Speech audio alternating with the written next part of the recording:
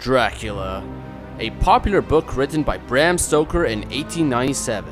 It is loosely based on the tyrannical ruler Vlad the Impaler, who held the title of Dracula in the event that he had survived and became a menacing vampire. The popularity of Dracula has exploded into different mediums, from many different movie adaptations to plays and of course video games, the Castlevania series. As such, welcome to Castlevania 101, where we cover the whole history of Castlevania. And of course, we're beginning, as we should, on Halloween.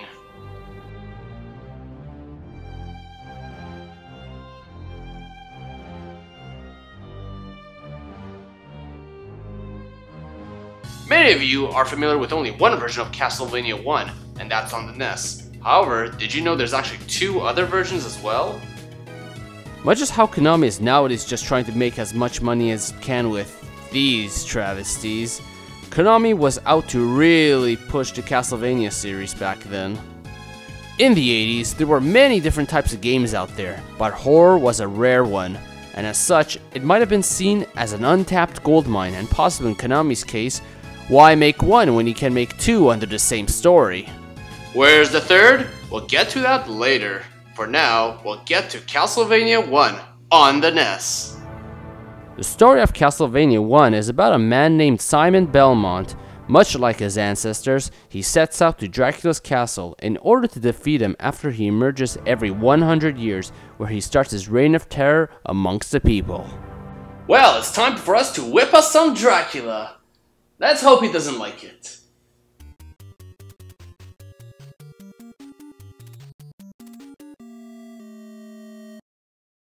The game is an action platformer that focuses heavily on defeating oncoming enemies and venturing through clever platforms in each of the 6 levels of Dracula's castle. You know, for a guy like Dracula who is rich and aristocratic, his castle sure is falling apart with all these holes and broken areas everywhere. I guess the awkward design was just Dracula being another rich guy curious about art. Not just that, you might even whip a wall and find leftover meat in his wall? Hey Drac, did you just eat halfway through it and say fuck it by hiding in a wall and it just somehow remains preserved as it heals me rather than kills me? But enough of that. Your main weapon of choice is your whip, the Vampire Killer, which you can upgrade to a metallic and longer version with easy to find upgrades hidden in a variety of candles that you can destroy. And the candles are all over the place. Just the exercise of whipping candles can become addicting and second nature. Not just that, but a number of sub-weapons can also be found in candles. This includes the knife, axe, cross, and stopwatch. Candles also give you a lot of hearts, which don't heal you, but rather let you use your sub-weapons. And you may stock up to 99 hearts too. In your face, Link and the Doctor! Takes a lot of heart to use sub-weapons, eh? Who'd ever thought? All my problems can be solved by simply whipping candles. I just happen to have one right over here. I bet if I whip that candle, I'll get a signed copy of Earthbound signed by E-Toy, in blood, mind you.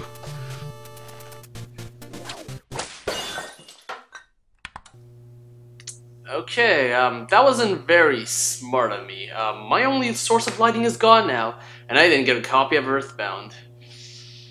Why do I smell smoke? Anyways, the game is fantastic.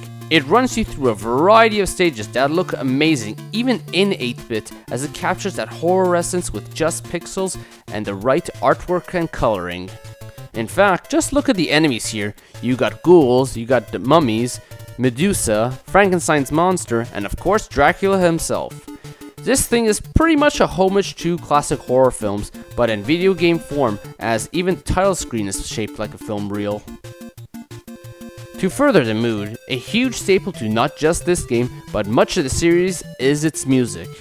It just adds so much to the atmosphere with the strong and somber music. It really feels like a driving force to your action platforming. You can whip an enemy to the song Vampire Killer and it just feels so satisfying.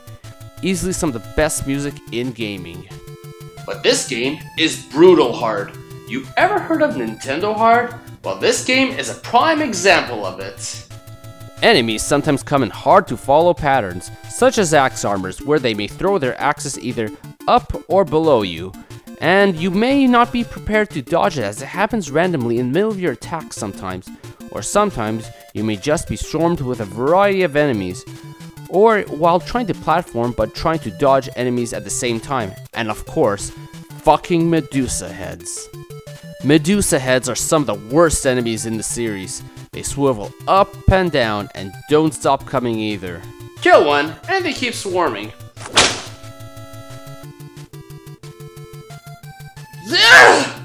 Even if you start getting the groove of dodging their patterns, just try to dodge them while platforming. That's where the real fun begins. Top this off with how Simon Belmont leaps backwards whenever he is hit by anything. You may be safely on a platform, but get hit and you may fall to a terrible and literally senseless death.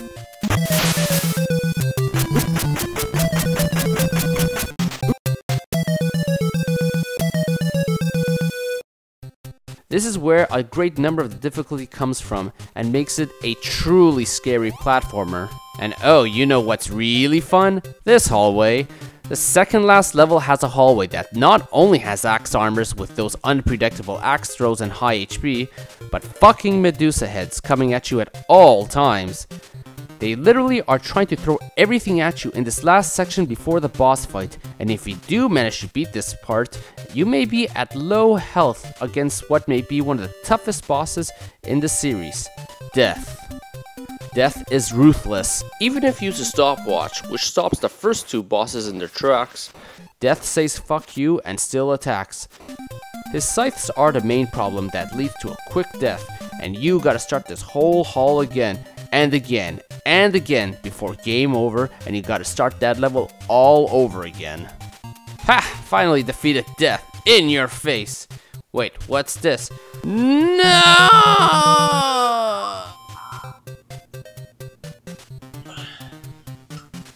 Well, at last, Death is defeated, as holy water seems to be the only real way of defeating him in his tracks. After another level that is surprisingly easier, we get to the iconic stairway, which by the way, you should get used to in the series. You're literally only steps away from the Count himself. What's nice is that this game gives you checkpoints here, so that even if you lose, you start right here. And better yet, is that they give you all the sub-weapons to choose from. What I really appreciate about this series is how it sets up a really nice atmosphere. Like here, we have this nice staircase that leads to the top, this moon in the background, and a full inventory you could choose from, and of course, for it to all lead to this one final battle with the head of this castle, Dracula. The Dracula fight is no easy fight, especially if you haven't played this game before. His fireballs require timing and pattern to dodge properly, and you can only hit him in the face. I mean, have you ever loved how he looked so much that if you got hit in the face with a simple leather whip that you would start physically dying? After you knock his head off, comes his final form, which appears to be a dragon-like beast. Well, I do think it's a clever way they went about it, as Dracula does mean son of dragon. What I find strange about this form is that it is easier. If you use holy water, you can keep him on the ground while repeatedly hitting his face. And even without holy water, you just have to move back a bit while hitting his face and occasionally dodging his easy to dodge flames now. Well, either ways, you beat the game! As you bask in the sun, watching Dracula's castle crumble like your hopes and dreams, you are presented to a lovely set of fake credits. Directed by Trans Fisher. Way to be a dick, Konami. You couldn't list this person's name, and instead just brought up how this person is a Fisher and trans. All in all, this was a very fantastic experience. Sure, it may be challenging, but it is doable, and in many ways is trial and error.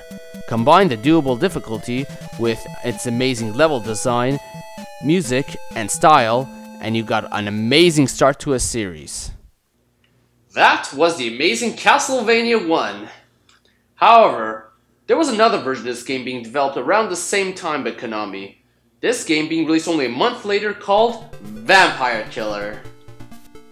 Vampire Killer was released on the MSX. For those of you that don't know what the MSX was, it was a home computer and a video game console, much like the Commodore 64.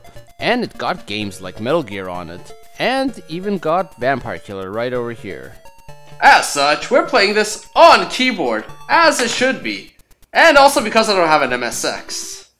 Here we go, Vampire Killer. You'd think this would be just a port of Castlevania for the NES, but nope, this is far, far, far different. Like the NES game, it starts you off in a similar entrance, but going just a little bit further is when you see that the map has multiple different directions to go through. And it's a maze! Well, ladies and gentlemen, this is the very first Metroidvania-styled Castlevania game. The way it works here is that there are tons and tons of keys scattered all around. You can gather them and open up the treasure chests. What's in them? Just items that I have no idea what they do. Like, what's this do? What about this? Hey, is this a cross? It just went missing. Okay, looks like I'm just gonna have to pull up a guide and read what these do. Another new item, gotta look this one up too. The problem here is that there are too many items thrown at you, and without the original manual, it can get very confusing to remember what item's what. At least this shield on Simon is pretty cool. However, enemies just don't stop spawning. They keep coming at you. It's not just the ghouls, but everything keeps respawning. Simple bats, which were no trouble before, are tiring now. I want to make a simple jump here and get to a treasure chest, but this stupid bat keeps respawning. It basically feels like an endurance test. And look at this dog here. He doesn't move, but as soon as I get close enough to hit it, I don't have time as it instantly lunges at me. What's worse is how terrible the hitbox on the whip is. You remember how nice and easy it was to hit an enemy while remaining a challenging game on the NES? Well, you better have accurate aim here, cause you may not be hitting shit otherwise. Like, these bats are pain enough to hit. You aim while standing, it may be too low. You aim while crouching, it may be too high. Even hitting a candle feels tedious with this whip accuracy. There goes what made the last game fun. What's worse is how pointless candles feel now. Unlike the original, which gave you whip upgrades and weapons commonly, this game is super stingy with them. I rarely get them at all. Top that off with how I'm playing Castlevania on a keyboard right here to make it all that much difficult. Well, I guess I was bound to die here at some point. Well, let's try again. No. All those items and treasure chests I got, gone. It's as if I did nothing at all. I mean, it's too cruel. I mean, the original, sure, you lost your sub-weapons and hearts, but there's so many treasures and items in this game. This is just way too cruel. Well, here's the door to the next area, and I can't get through. Why can't I get through? Do I, need to open all these chests or something? Well, seems that's not the case, and in fact, I need to find a big key of some sort. Yes, in other words, it is rather pointless to even bother opening up the rest of the treasure chests. Go straight for the door if you can find the big key. Also, they seem to always be hidden in breakable walls.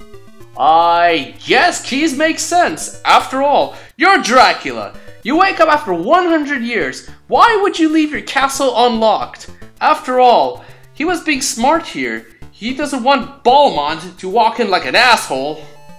Well, finally got the sub-weapon, which is the axe, that works like a cross this time. Strange is that it replaces your whip and only lasts for a temporary time.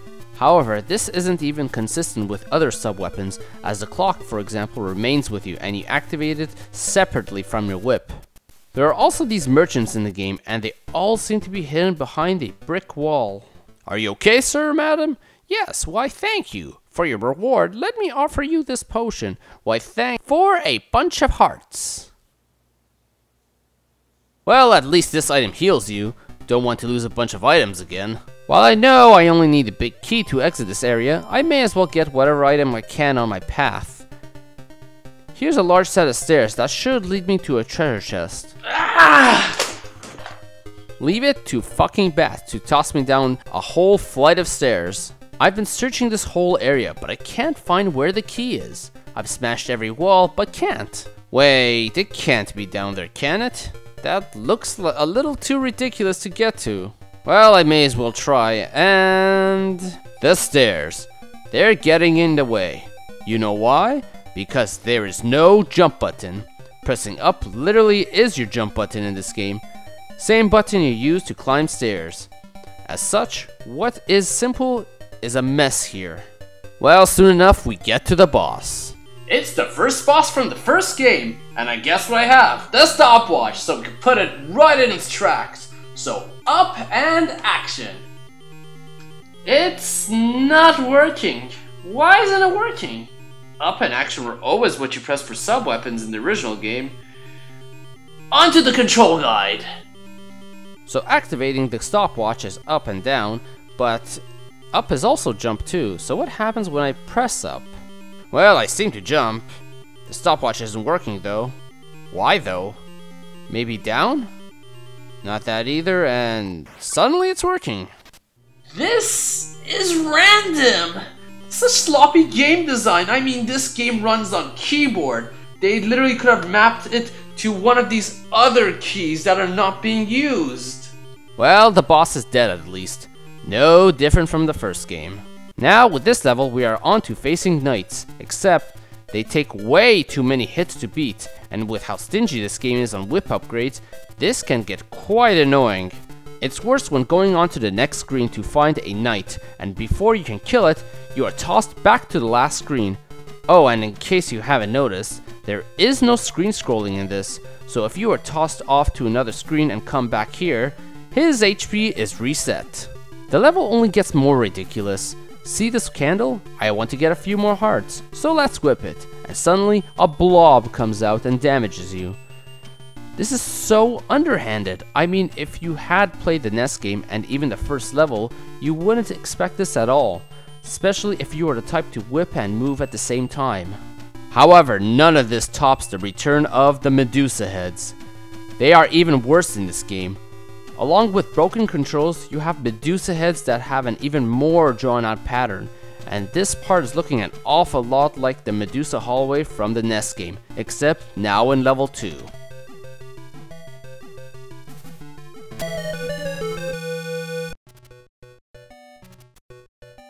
Well, there go all my lives. I guess I'll try the whole level all over again. Wait... No, don't tell me that. It has no continues.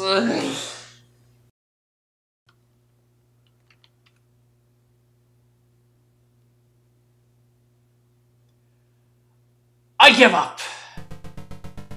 The game is unfair, and that's all I can truly say about it. The level designs are generic and uninspired, the graphics are ugly, but that might be due to the MSX limitations, and of course, worst of all, no continues. This is Castlevania. It is about trial and error, as it was in the first game. Yet, Konami wants me to beat this game, Vampire Killer, a variation of Castlevania 1, with only 3 lives, a terrible hitbox, and broken controls. So if it didn't have these problems, it could have been a half-decent game, but otherwise, fuck this shit. We're going on to the third and final version of Castlevania 1, Haunted Castle. As stated earlier, there was Castlevania for the NES and the MSX, released relatively around the same time, but under 2 years later, an arcade version was made called Haunted Castle. It wasn't uncommon to see consoles ported to arcades back then. Super Mario Bros. Was one example of that. Of course, it being an old arcade game, I don't really have access to it, so I'll be playing it through other means. This entry starts off with a story sequence of Simon Belmont's new wife being kidnapped by Dracula, and as such has to go and rescue her. Guess Simon isn't doing it as a duty of the Belmont family like in those other 2 games. As soon as you enter the game, you see that Simon is massive! Not his bulging muscles or the scale of what the fuck and why his hair is blue, but his sprite is so massive! In the other 2, he was quite small and as such had a lot of room to move around. Here, however, he looks very boxed in. The real issue is that he is now an easy target to everything.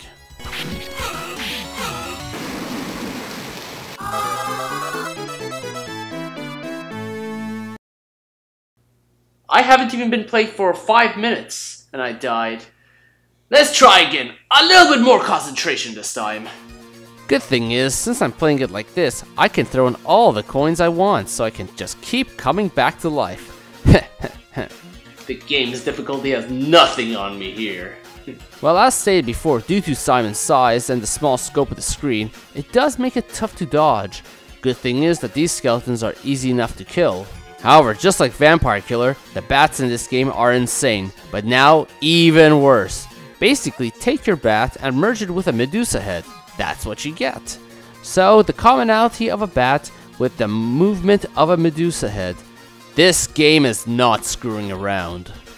Making it tougher here again is Simon's size, as hitting such a small target is tougher too. Let alone with how short my whip is, the game is also very stingy about giving you whip upgrades.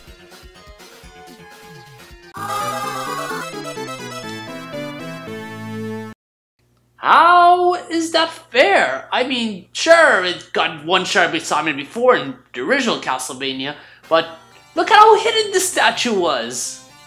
Guess I'm just gonna have to make sure to whip every statue to make sure it isn't the one that could fall on me. You know what's really ridiculous about this game? The damage output by enemies. You may be passing a simple skeleton, and if you hit it by mistake, you won't think it will damage you much, but suddenly, fuck, it takes half your HP. And let's not skip out on that whole Mega Man Yellow Devil section. That's the huge HP guzzler. One thing I'll give this game, however, is that it has some rather unique sub-weapons. For example, this bomb. It kinda acts like holy water, but love that effect it has. But I guess if you haven't noticed, the graphics are definitely a jump up, aside from, say, Simon's size, which is a couple too many steps up.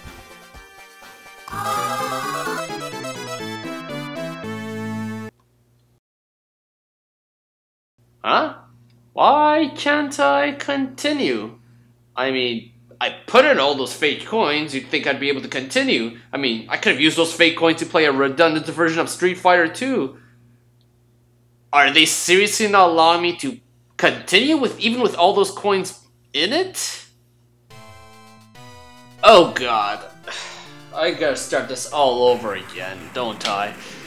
Even with all the coins and its difficulties, they still want you to play with only 3 lives and no continues. Well, screw this! I'm gonna cheat with save states! So considering all of the above, the difficulty, Simon's size, no continues, this is officially a game of survival. And we're back! The biggest issue I have with doing a save state here is that it requires 2 buttons. One to select the save state, the other to select what slot. However, by doing this, I'm open to being able to be straight up attacked because I don't know of how to exactly pause in this game because it's an arcade game and all. So we're on the second level. Looks like complete puke. Like seriously, you had 16-bit graphics at your disposal and this is the best background you could come up with? Well anyways, just more skeletons and what the fuck? Okay, this is Castlevania. So trial and error, trial and error. Here's another hit and jump over. Duck? Step back. There you go. Just took 4 tries in this broken game. Oh look, platforms, cause for a Castlevania game, it has sure been lacking them. Even though these aren't any real challenge anyways. And here's a Boulder Dodge. Wait, how did that hit me? I clearly dodged it. You can see it didn't even touch Simon at all. Yep, the hit detection is shit in this game too. While a lot of things are hard to kill, what's so inconsistent is how you might come up to an enemy like this and kill it with ease, making you think you are suddenly back on the NES. Well, even the NES games had harder enemies than this. But then suddenly you go up just a little bit and you're up against these sand creatures, which when you whip, they split. But trying to kill one of them will have the other ram into you, as that one apparently can take a lot more hits.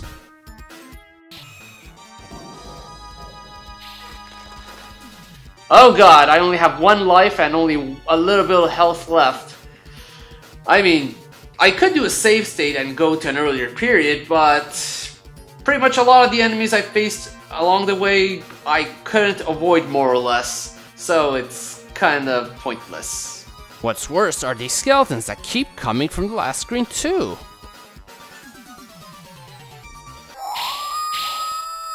Huh? What just happened? I'm not taking any more damage for some reason.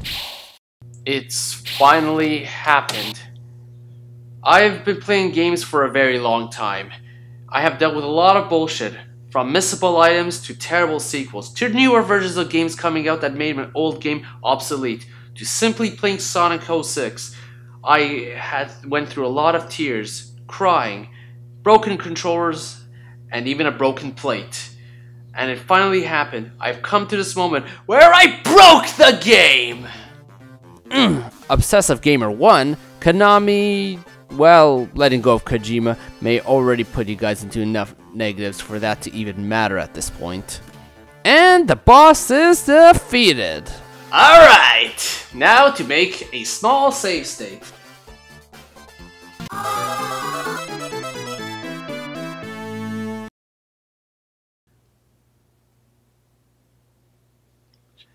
No pause button. I mean, as I stated before, I require 2 buttons on this keyboard to do a proper save state. However, by having no pause button, I'm vulnerable. And unlike the NES game, my HP doesn't fully heal after a boss fight, so I was here with only 1 HP, and I got killed while trying to do a save state because I couldn't press the pause button. And sure, I can go back to the old save state, but I don't know how to trigger that glitch again.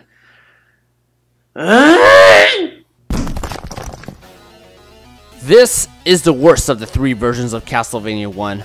No, the worst Castlevania game I ever played. People like to bash games like Simon's Quest, Dracula X, and all the 3D ones, but no, this is the absolute worst Castlevania game ever.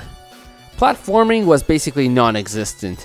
The game was ridiculously difficult, even harder than Vampire Killer.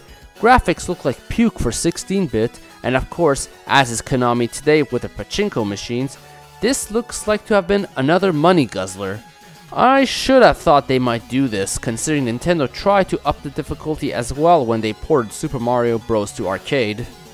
Maybe this was a warning from Konami. Maybe they had plans way down the road to do a huge travesty on this series and they were just starting to warn us about it.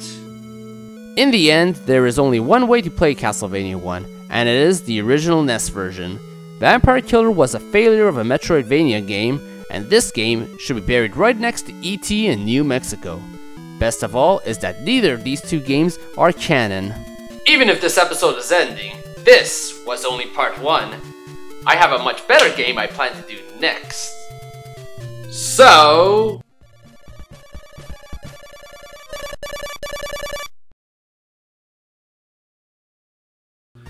catch part 2 of Castlevania 101, where we cover Castlevania 2 and Castlevania 3. So everyone, have yourselves a happy Halloween. Hey guys, thank you for watching The Obsessive Gamer. You see that little button over there? You know, that one that says subscribe on it? Click it. You know, click it. Click it now, for I've got Castlevania Part 2 as scheduled. So everyone, you remember how I said we're playing a better game? Well, Simon's Quest, I was more referring to Castlevania 3 there, but Simon's Quest is at least still better than Haunted Castle and Vampire Killer. Just so, you know, none of you start to yell at me in the comments section. So anyways, give this a like, subscribe, and I'll be back soon with another part of Castlevania. See you everyone.